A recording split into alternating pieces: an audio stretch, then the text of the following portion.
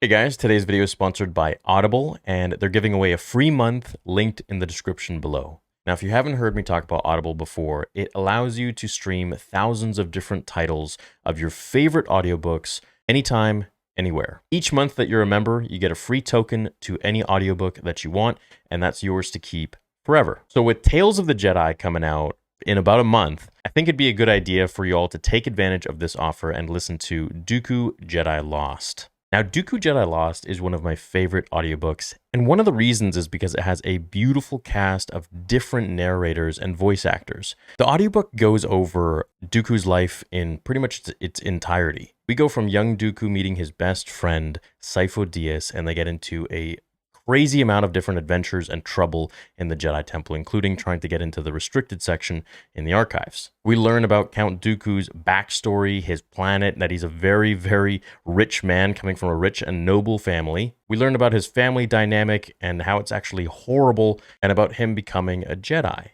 and then later on falling to the dark side. And through all of this, we learn about all of the other supporting characters. There's a bit of Qui-Gon, there's Asajj Ventress, and much more. Now, if you've already listened to it, there are thousands of other titles to choose from, whether it be horror, cooking, news, fiction, biographies, whatever it may be, whatever you're interested in, you can most likely find it on Audible. So to get your free month, go to audible.com/Star Wars Theory or text Star Wars Theory to 500-500. That's Star Wars Theory to 500-500.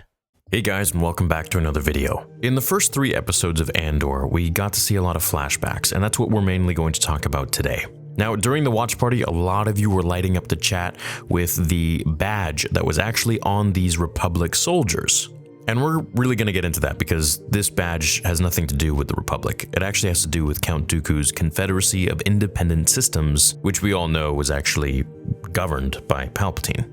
Okay, so these flashback scenes were of Andor as a young boy with this native tribe on Kenari. Now, the tribe is just a whole bunch of children, and I don't know where the adults are. It's kind of like a Peter Pan thing going on, but maybe we'll understand more as the show continues. Now, in the first episode, we see this ship crash landing. It's smoking, we see green smoke coming out of it at one point, almost like a gas. And throughout these 3 episodes, we get more flashbacks where the children are now going to investigate the crash of the ship. As they get to the ship, we start to see there are a lot of spacemen just kind of laying around, and they're actually yellow. As we get more and more footage of this flashback, of this scene, we start to see more yellow smoke, green-yellow smoke emitting from various combusted parts of the ship once it crashed. Now, first, I want to raise the question, did this ship actually malfunction and crash, or was it shot down from space?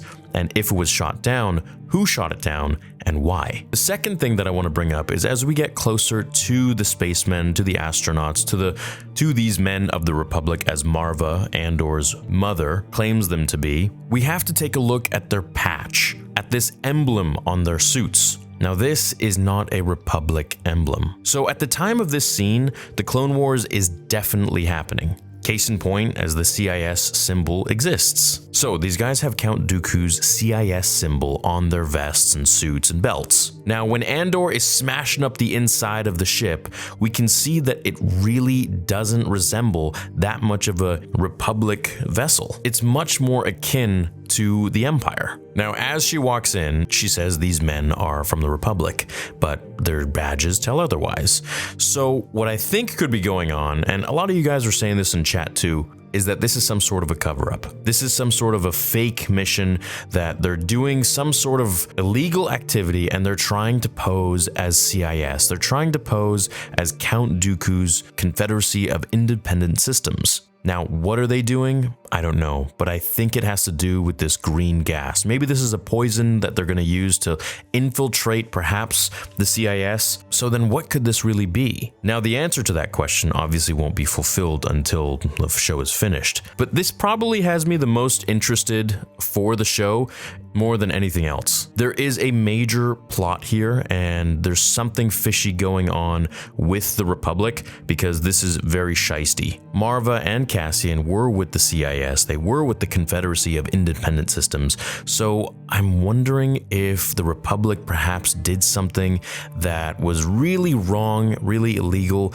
and was going to paint the CIS in a bad light, or even try to eradicate them or kill them or anyone that supports them. And if they were caught, then nothing would have gone wrong, because people would have thought, well, this is just the CIS doing what they're doing because of their badges and their ship. So how would she know that these men were from the Republic? Now, when Cassian went to investigate further, he was told that there was a mining disaster on his home world. So was there actually a mining disaster, or was this just a giant cover-up when the Republic soldiers came to destroy everything so that there's no evidence? Because once they saw that the tribe of kids were around and they witnessed everything that was going on, perhaps, they wouldn't leave it up to chance and just let them live. They would probably have to eradicate them to save their own skin, otherwise politics would get really hairy if word got out. So they just kind of brush it under the rug as a mining disaster, and maybe they just blow up the whole place. This single-handedly has me interested in the show more so than anything else to do with Cassian. And I've always been really interested to find out more regarding the politics of Star Wars, and I think this show is really what's going to lead us there. I don't think it really is all that much about Cassian. Sure, it'll take us through his story and his struggles, but I think he is merely the conduit that will allow us to understand more of the politics and to see maybe a shadier side of the Republic, to see a side of the Republic that will show us that maybe they're not all that good. Maybe we'll see the side of the other guys, the CIS. We often are told the side of the good guys, the quote-unquote good guys, the Jedi, the Republic, but everyone has a story, everyone has a side that they choose, and no one really thinks that they're crazy or that they're the bad guy. They always think the other guy is the bad guy. So I'm thinking that this show could actually show us the point of view of many of the unspoken sides of Star Wars, and I'm very excited to hear more about it and learn more about it. Let me know what you think of this theory down below. Thanks to all of you in the breakdown comments that were talking about this, as well as the live stream watch party. I really love reading your comments and your theories as well. Thanks so much for watching today's video. You can find me on Patreon for exclusive content, and I will see you all in the next video. Until then, remember, my fellow Jedi and Sith friends, the Force will be with you always.